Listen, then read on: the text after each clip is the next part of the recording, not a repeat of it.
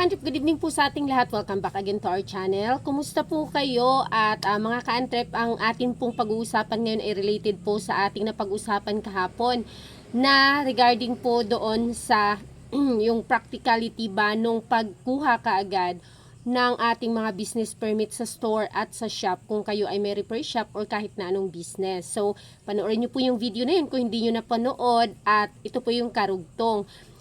Dito po mga ka-antrep, pag tayo po ay may business na mayroon tayong business permit at nakaregister na tayo, mayroon na tayong COR, Certificate of Registration sa BIR, mayroon na tayong sales invoice, so automatic yan mga ka-antrep, expect natin mga ka-antrep ang tax mapping. Ano ba ang mga kailangan?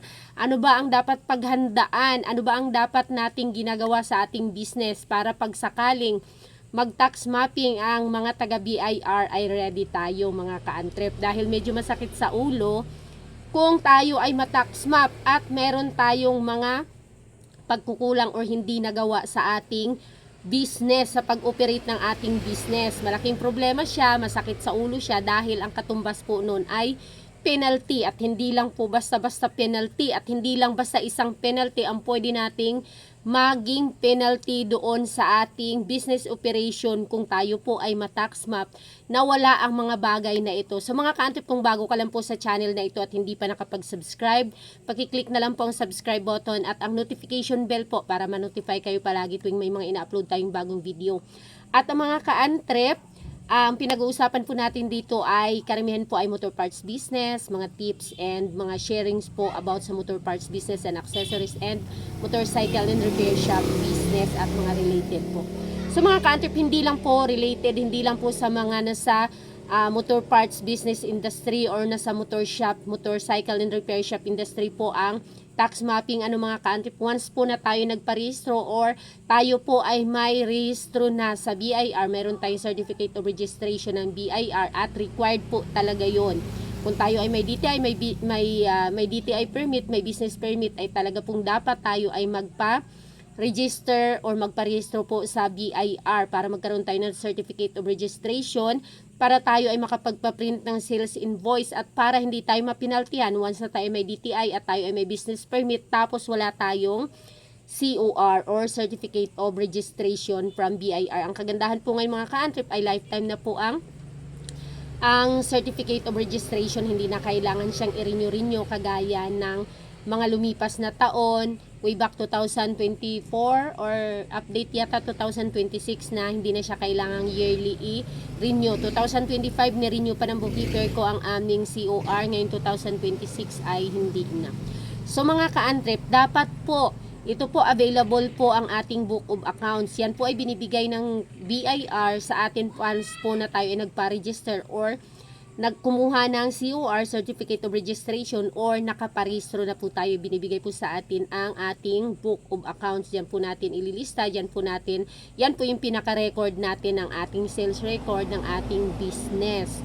So number 2 po mga ka-antrep na dapat po ay nandyan po mga ka-antrep ay ang ating sales invoice po mga ka-antrep. Ito yung mga pinaka-importante lang mga ka-antrep na madalas talaga na dito nanggagaling ang mga penalty, at personally yes po, ako po, dahil po sa nakakalimutan po ito. Yan number 2 mga ka-antrep, ang sales invoice mga ka-antrep. So paano ba tayo makakuha ng sales invoice? Yun nga mga ka-antrep, ulitin ko lang na once na tayo ay may business permit, yun bang mayroon na tayong rehistro. Dati kasi mayor's permit ang tawag mga ka-antrep. Ngayon, ang nakalagay sa ating na talaga ang ating permit ay business permit na, hindi na mayor's permit. Pag nirelease sa atin from LGU or from City Hall, from Municipal Hall, ay business permit na yung tatak kasabay nung plaka. So hindi kagaya before na mayor's permit. So once na tayo may business permit, may DTI permit, matik mga ka-antrep na tayo ay magparehistro. Once na tayo nagparehistro, automatic din mga ka-antrep na tayo ay i-required na magpagawa ng sales invoice. So dapat available or dapat present ang ating sales invoice dyan po sa ating mga store, at dapat po tayo ay nag-i-issue ng sales invoice. So issue po tayo ng sales invoice doon po sa mga 125 pesos pataas. Update, latest update, sabi ng aking bookkeeper ay i-confirm niya, dahil ang last time ay 125 pesos ang minimum na ano ba tawag dito? Pag-issue ng sales invoice, yung pinaka-resibo, karamihan sinasabi ng mga customer natin yan, pahingi ng OR. Pero pag sa mga tindahan, sa mga stores, ayan, sa mga services, is sales invoice ang ating binibigay. Kapag sa mga professional naman, ay mga official receipt or OR. Yan yung mga, ano ba tawag dito? Mga professional, like sa mga, ano ba tawag dito? Law firm, sa mga doktor, ganyan, sa mga clinic, sila yung mga nagbibigay ng OR, government agencies, OR sa kanila, sa ating mga tindahan ay sales invoice. So, dapat available sa atin at ini-issue natin yung ating sales invoice kung saan tayo nag-ooperate na lugar. So, yung ating sales invoice ay atin po yang i-issue or gamitin para sa ating mga customers at kung saan tayo nag-ooperate. Nakalagay kasi yan sa sales invoice yung ating address with that PIN number. So, marami po mga ka-antrip ang pamantayan na ano ba tawag dito, na dapat nating bantayan or i-comply once po na tayo ay may nag-ooperate na ng ating business permit or may business permit na. Next po dyan mga ka-antrip, madalas ay yung pag-display po ng ating mga business permit, COR. Napapansin nyo mga ka-antrip sa mga clinic, sa mga dental clinic, sa mga hospital, sa mga trading, sa mga store na nakadisplay po yung mga COR, Certificate of Registration, and then yung plaka, and then yung plaka from the business permit from the city hall or municipal hall. Nakadisplay po dapat sa ating business establishment. So yung visible siya sa mga customers, visible siya sa mga tao, lalo na dapat visible kasi once na nag-tax mapping po, yan po yung mga taga BIR employees na umiikot po sila just to make sure, to check kung ang ating pag-operate ba ng business ay nag-abide ba tayo sa ating batas. So, yung binabanggit ko mga ka-antrip ulitin ko lang po, ay yung madalas lang po at personal experience po. Marami po ang pamantayan doon sa list po ng ating tax mapping form. So, checkan lang doon o bibilugan kung saan doon ang na-violate po natin or yung hindi natin nagawa sa pag-operate ng ating business. But ang pinakamadalas po, ulitin ko po, is yun pong hindi pagrehistro ng ating business permit. Once na umikot sila, business permit, yes, yung hindi pagrehistro ng ating business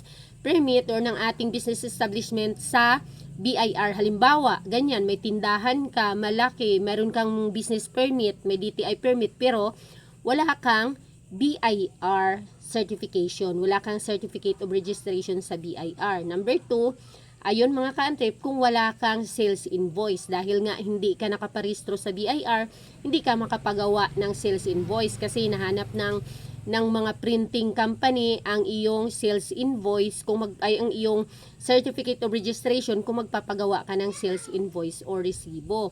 And then mga ka-antrep, yung atin pong mga certificate of registration na dapat ay naka-display or visible from the customer, visible sa mga tao yung ating mga plaka at ang ating certificate of registration sa BIR at yung ating business permit and DTI. And number 4 mga ka-antrip, ayun, yung availability ng ating book of accounts or yung libro or yung listahan, records ng ating business, ng ating sales ay dapat na sa business establishment natin.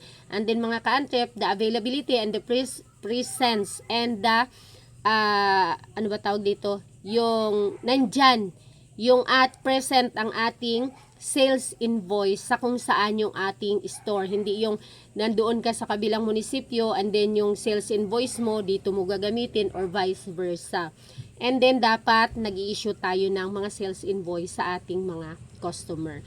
So mga ka-antrip, update share ko lang na 125 yung pinakahuli na na update na pag-issuehan ng ating sales invoice. So kung mga 100 below, pwede tayong hindi mag-issue ng sales invoice kung ganun ka liit mga ka-antrep. So, dahil may minimum po.